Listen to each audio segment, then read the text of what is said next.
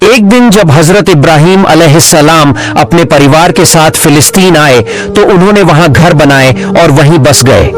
वहां उन्होंने इस्लाम का पैगाम दिया और इसमें उन्हें काफी कामयाबी भी मिली। बहुत सारे लोगों ने इस्लाम कबूल किया और उन्हें नबी मान लिया। ये जगह उनके लिए बहुत ही महफूज और सुकून देने वाली थी। लेकिन एक दिन अल्लाह ताला का हुक्म आया, ए इब्राहिम, तुम बाबिल जाओ और वहां के राजा नमरूद को इस्लाम की दावत दो। क्या बाबिल जाना है? हजरत इब्राहिम ने बिना कोई देर किए अल्लाह का हुक्म मान लिया। हालांकि उनकी बीवी सारा और बाकी साथियों ने कहा कि कुछ दिन रुक जाओ, लेकिन नबी ने किसी की एक न सुनी और सीधा बाबिल की तरफ निकल पड़े। कई दिन की मुश्किल यात्रा के बाद वो नमरूद के इलाके में पहुंच गए। उधर नमरूद, जो पहले से ही खुद को खुदा कहलवाना चाहता था, अब और भी ज्यादा घमंडी हो गया था। जब हजरत इब्राहिम उसके महल में पहुंचे और उसे इस्लाम की दावत दी तो नमरूद गुस्से से आग बबूला हो गया। वो जोर से चिल्लाया, इब्राहिम, तुम फिर आ गए? मुझे तंग मत करो। मैंने तुम्हारे खुदा को मार डाला है। मैंने तीर चलाया था और उसका खून सबने देखा। तुम्हारा खुदा अब नहीं रहा, और अगर अब भी तुमने मुझे तंग किया तो मैं तुम्हें भी खत्म कर दूंगा। हजरत इब्राहिम ने बहुत नरमी से जवाब दिया, ए नमरूद, जिस दौलत और ताकत पर तुम इतना घमंड कर रहे हो, वो सब कुछ उसी अल्लाह का दिया हुआ है। अगर वो चाहे तो सब कुछ एक पल में खत्म कर सकता है। उसके सामने कुछ भी छुपा नहीं है। अगर उसने तुम्हारे खिलाफ फैसला कर लिया तो तुम्हारी ये सारी ताकत और घमंड मिट्टी में मिल जाएगा। फिर उन्होंने कहा, समझ जाओ नमरूद, ये जिंदगी बहुत छोटी है और तुम्हारा आखिरी वक्त अब दूर नहीं है।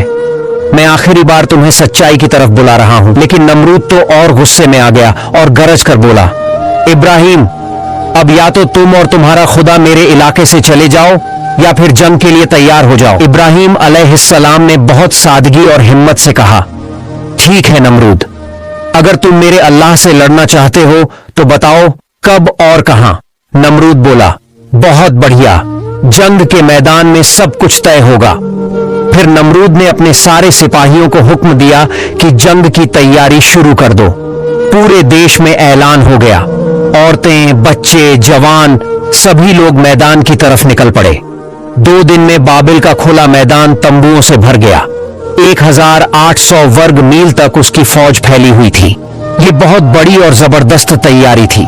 जब नमरूद ने अपनी फौज की पूरी तैयारी कर ली तो उसने हजरत इब्राहिम अलैहिस्सलाम को बुलवाया। जब नबी उसके सामने पहुंचे तो नमरूद ने मजाक उड़ाते हुए कहा, कहां है तेरा खुदा और कहां है उसकी फौज? सिर्फ बातों से कोई जंग नहीं जीत सकता। इस पर हजरत इब्राहिम अलैहिस्सलाम ने बहुत नरमी और यकीन के साथ कहा, तू जिस तैयारी के साथ मेरे अल्लाह से लड़ने आया है वो तो सच में हंसी की बात है। मेरा अल्लाह अगर चाहे तो एक छोटी सी मच्छर से तेरी पूरी फौज को पल में खत्म कर सकता है। क्या? एक मच्छर? ये सुनकर नमरूद जोर से हंस पड़ा और घमंड में बोला, अगर तेरे अल्लाह में इतनी ताकत है तो बुला ले उसे। मैंने तो उसे पहले ही मार डाला था, और अगर उसके पास कोई सैनिक बचे भी हैं तो वो मेरे सामने टिक ही नहीं पाएंगे। झूठी बातों से मुझे डराने की कोशिश मत कर, वरना तेरे लिए बुरा होगा। अच्छा ये बता, तू क्यों नहीं मुझे ही खुदा मान लेता? अगर मान ले तो मैं तुझे 5 रियासतों का राजा बना दूंगा। ऐश कर, राज कर, खजाने तेरे कदमों में होंगे। और सुन, अगर चाहो तो 10 से 20 और रियासतें भी दे सकता हूं। मैं कसम खाकर कहता हूं, ये वादा पत्थर की लकीर है। और अगर तुझे यकीन न हो तो मैं सब कुछ लिखित में दे देता हूं। सोच ले, ये तेरा आखिरी मौका है।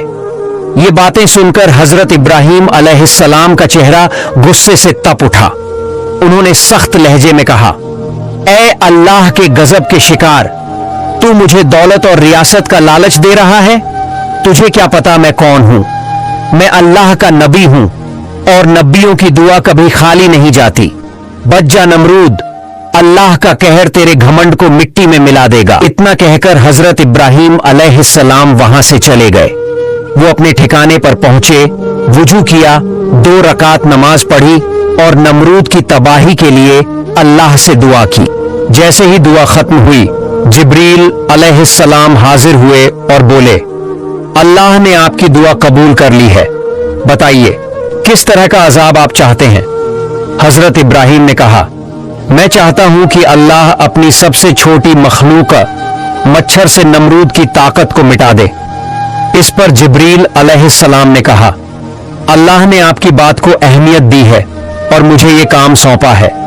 मैं परसों मच्छरों को बुलाऊंगा, लेकिन ये बताइए आपको क्या लगता है कितनी मच्छरें चाहिए होंगी? नबी ने जवाब दिया, मुझे सही संख्या तो नहीं मालूम, लेकिन लगता है कि हर सैनिक के लिए एक मच्छर जरूरी होगी। जिब्रील अलैहिस्सलाम ने कहा, अगर जनसंख्या के हिसाब से भेजना है तो लगभग 60 लाख मच्छरों की जरूरत होगी, लेकिन इसकी फिक्र आप न करें, मैं सब संभाल लूंगा। अब आप आराम करें और नमरूद को जाकर बता दें कि परसों मैदान में तैयार रहे। हजरत इब्राहिम अलैहिस्सलाम को तसल्ली मिली और वो लौटे। उन्होंने नमरूद को पैगाम भिजवाया कि वो अपनी पूरी फौज के साथ परसों मैदान में मौजूद हो। नमरूद को जैसे ही ये खबर मिली, उसने अपने वजीर हामान को तुरंत मैदान में भेज दिया। इसके बाद जो युद्ध की तैयारी अधूरी थी, उसे भी जल्दी पूरी करने का सख्त हुक्म दे दिया गया।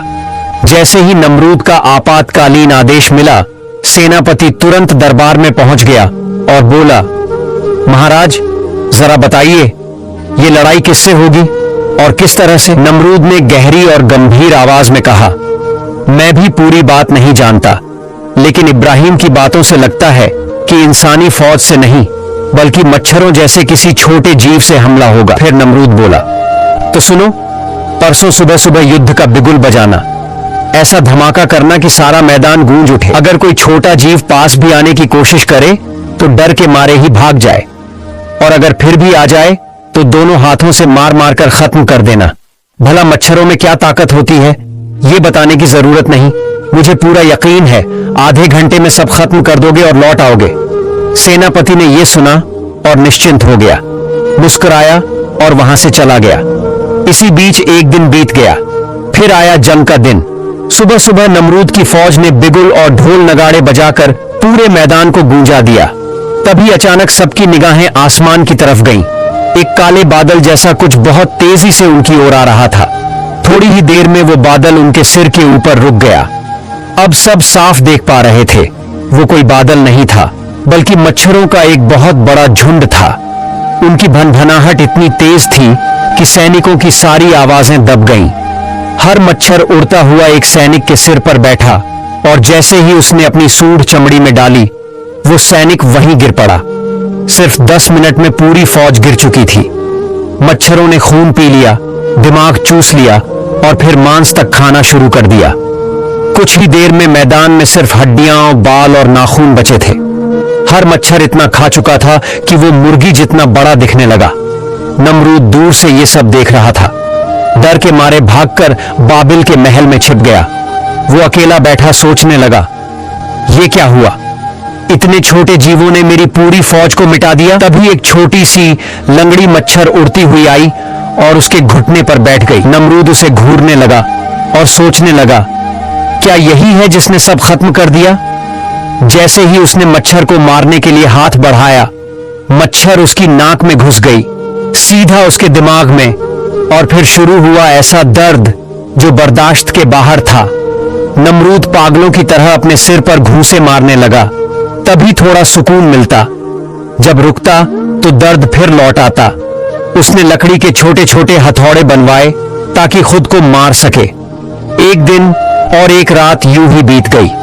फिर उसने एक नौकर रख लिया जो उसके सिर पर लगातार चोट करता रहे, तभी आराम मिलता। इसी बीच अल्लाह ने जिब्रील अलैहिस्सलाम को भेजा। उन्होंने हजरत इब्राहिम अलैहिस्सलाम से कहा कि अब नमरूद को दोबारा सच्चाई का रास्ता दिखाओ। नबी उसके पास पहुंचे और बोले, अब तो समझ आया, एक खुदा की ताकत देख ली तूने, अब भी वक्त है, शिर्क छोड़ दे और सिर्फ एक अल्लाह को अपना रब मान ले। हजरत इब्राहिम अलैहिस्सलाम ने आखिरी बार नमरूद से कहा, एक बार कलमा पढ़ लो, मैं तुम्हारी आखिरत की निजात, छुटकारे की जिम्मेदारी ले लूंगा। लेकिन नमरूद ने घमंड से कहा, तुम कोई आम इंसान नहीं लगते, जरूर कोई बड़ा जादूगर हो। मैं तुम्हारे इस जादू के आगे झुकने वाला नहीं हूं।